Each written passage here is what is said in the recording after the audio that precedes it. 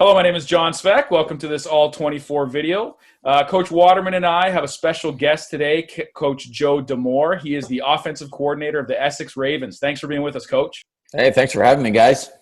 Awesome. So we're going to do a play here. Coach is going to talk us through one of his concepts. So I'm just going to give you the floor here, Coach.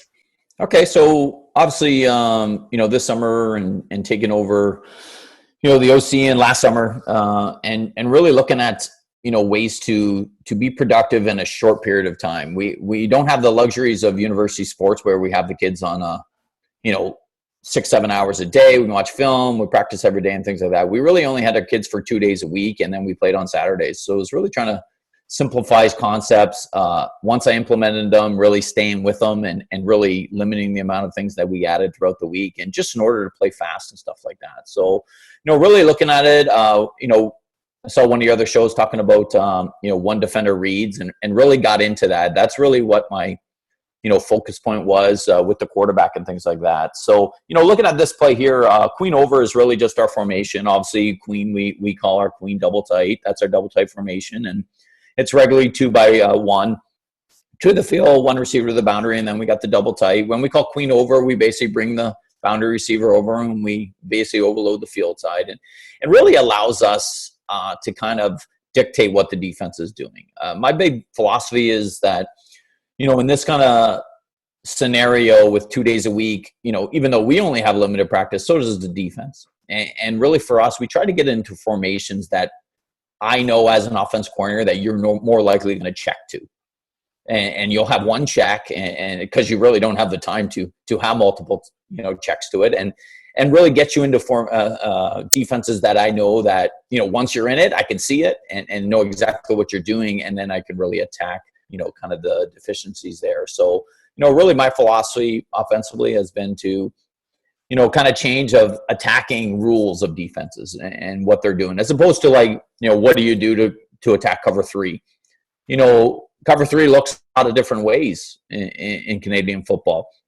And my philosophy was more like, okay, what are the rules of cover three? And really, if you see some of the stuff that I've done in the past, the free, the Sam, those are kind of guys that we've tried to attack. And the only real reason is because their rules really don't change a lot when it comes to defensive formations. They're really hook to curl zones or sometimes in the flats. Obviously, the free is usually deep.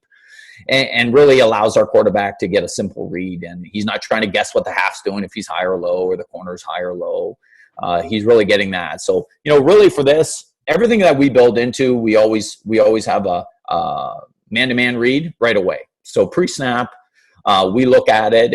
And because we don't have a boundary receiver, most of the time our man-to-man stuff works from the boundary. But because we're 3 to the field here, we basically look at this formation, and if we got man-to-man, so if they bring the half over or the corner over, more likely we're going to get a man-to-man scenario with the free high, and the corner will stay on the backside tight end or the half, whoever they choose to leave there, and then they'll bring the other guy over. So right there, our quarterback's eyes are usually going to the Y. We're going to the corner route. We're going to try to win big. My philosophies has changed. I used to be a quick game guy. And I'm kind of like, now, let's just push the ball downfield. You only got two downs. It's really hard in Canadian football, and you guys know it, to get 12, 13 play drives. It's really hard. There's just too many mistakes, drop balls, missed assignment, missed block, penalties, all those kind of things in Canadian football that really hinder your success. So my thought process was, let's get big chunks. Let's throw the ball 15 to 20 yards down the field as much as possible.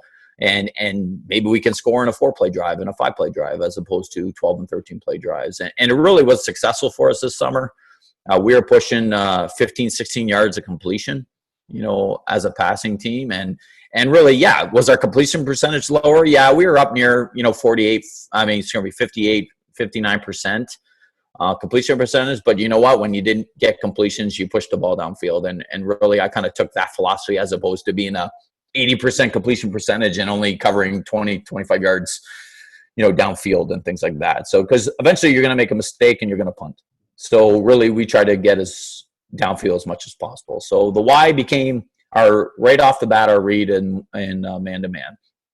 And we were going to take that shot and try to score a big play. If we did get a zone look, if they kept the half on the backside and the corner, gave us a too high look. We knew we were more likely getting, some kind of zone coverage in the front, more likely a box, some kind of box, or even just a variation of cover 3. So really, if we got that look, our eyes came down to the half and or the low defender. If it wasn't the half, it was the corner. We just came down the low defender and really read him. If he chased the Z out to the flats, and oftentimes if the half is low, that's his zone area, is the outside corner of the box. So he would chase. Our throw would go right to the X, on the 10-yard out route. And really the Sam's there, but the Sam's chasing. He's got outside leverage already on the Sam, so he's really got a good throw. And if we have an athletic guy there at the X, we really say we want to win with speed. You get up there, don't worry about it. Just get up on his heels and then break on the out and win with speed. Most of the time, Sam's, if you have a talented X, it's tough for a Sam to kind of keep tabs on that, because you're also asking the Sam in a double tight formation to play run. It's a run-heavy formation, and the Sam's going to have to keep his eyes in the backfield. And if you show any kind of play action or that, you're going to freeze him for at least a second and really going to get your separation that you want. If the half decides to sit and kind of be patient and not chase the Z. High school, they chase a lot more than they do in the university level. And I kind of really, kind of taken advantage of the fact that they don't have a lot of practice. Coaches don't have a lot of time with these kids, and they only spend maybe, a week or so with them, a year or so with them, sometimes 2 years. Most of them are just new kids every year. And they're going to chase. They get excited. They get hyper. They see something. The first thing they do when they see someone in their area, they chase them.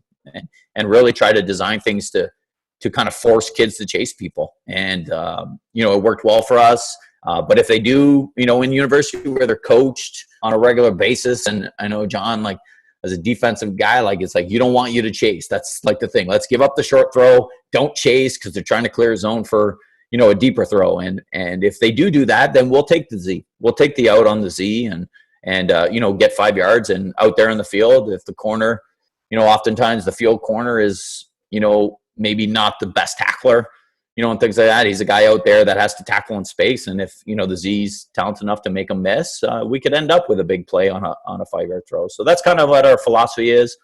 Pass pro, obviously, we're into 8-man pro here. We're 80 protection. So that really allows our quarterback to have time to read and things like that. We do release the H and the W once in a while just to kind of give them respect and make sure that they understand that they could be released. They aren't O-linemen. We used a receiver. H was a receiver for us. The W was an O-lineman for us, but, on good best case scenario, you'd have 2 bodies that could go out on routes if you could and stuff like that. But obviously you're limited in the high school level with what you have. But I'm okay with playing an O-lineman at the W, and just helps out with the pass pro and the run game out of that. So that's kind of what it looks like. Sidelines, actually, the design of the play is actually comes from Coach Nesbitt. Coach Nesbitt worked as offense coordinator for us for 1 year, and it was a play he used. He used it in 32 as well, and things like that. But I really like it in this formation. Allows us to kind of, again, dictate the defense and what they're going to be in. That's great. That's a great explanation, Coach. Coach Waterman, do you have any follow-up questions to start here?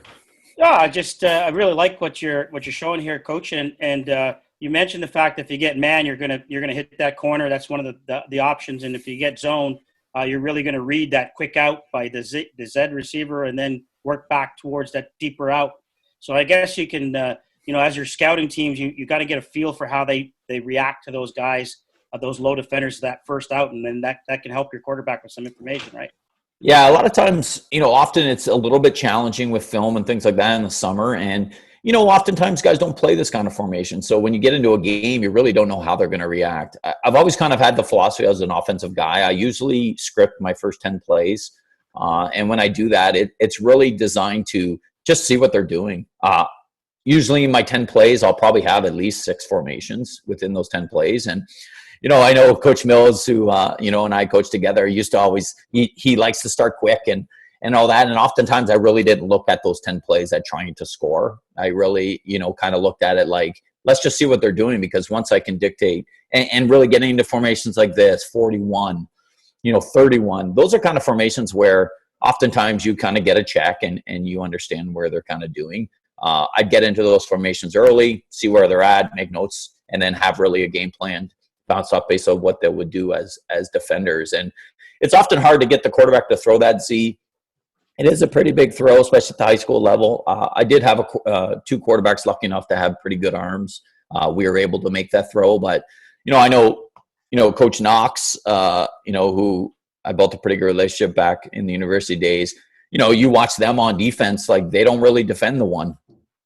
They play the corner inside the numbers, and they basically say like, hey, if you want to throw that ball 15 times a game, it's like, we'll rally, we'll clean that up, and eventually you'll be short the sticks and you're going to punt.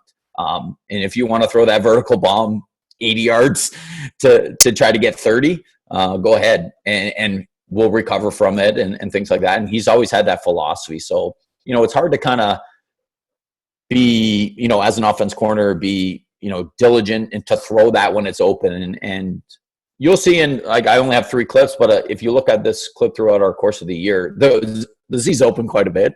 Oftentimes we don't make that throw, and just the quarterback's eyes just either they're scared or they think it's too far, or their eyes don't go there right away. And you guys know at the university, it's open. And I think if you're looking at this play itself, John, you're giving up the Z, every time, and you're going to give that up. You don't want the corner to come down hard and give up that corner route. You're going to play high, and you're going to just rally to that. And if it's a 6-7 yard gain on 2nd and 9, they're punting. And that's kind of like, I think, a defensive philosophy. So you got to be willing to take it. You took the words out of my mouth, Coach, because that was going to be my point. And I was going to ask about the quarterback's arm strength, because usually, like you said, we're willing to void that area. Have you ever tried it or seen it done with maybe a semi-roll to change the launch point, or is that giving too much information to the defense because now we know what's coming? No, we looked at this play. It's kind of got a flood concept to it, obviously. And you see flood run a lot in a semi-roll and move in the pocket and things like that. I didn't do a lot of that, though I did have 2 pretty good athletic quarterbacks. For me, just high school level, move in the pocket, and, guys just don't move synchronized, and you just leave these huge gaps, and people just run through them and stuff like that. And then you're asking, if we did do any kind of rollout, it was usually out of quads, where we'd use the inside 4 receiver as another blocker to kind of get that edge and protect us and stuff like that. But no, definitely can do that. You worry a little bit sometimes about overrunning the X, losing him. When you get in the semi-roll, and if he works into the Sam, when he comes out, he might be behind the quarterback, and it might take him a little time to get there. And sometimes, again, the quarterbacks, we try to make the reads as simple as possible. When we got into one defender reads, it was basically, there was no argument with the quarterback. There was no conversation. It was like, you came out, you're reading the half. What'd the half do? Well, he chases Z. Well, then why didn't you throw to the X? And it wasn't like, oh, I thought I saw this. I thought he was going to drop, and then he didn't. It was really simple for us, and it didn't spend a lot of time kind of arguing about what you saw and all that. It was pretty straightforward. If you got man and you didn't throw the Y, I was going to give you crap on the, when you came out. And actually, there's one of the clips early on, I'll show you that, it's near the end zone. He gets man. You can hear me in the background saying, throw to the Y, throw to the Y. And the Y's wide open. He does throw the X, and he does score a touchdown. But, for me, the conversation, when he comes back, though, you congratulate him for the touchdown. But at the same time, it's like, that's not the right read, because, on the next time you do that and you think you have them, someone jumps that and they house that the other way. Right. Like, you got to make the reads based on what you're given by the defense. And sometimes it'll work, but most often not, it's not going to work. And so just because you did it once and it worked doesn't mean you should be doing that all the time.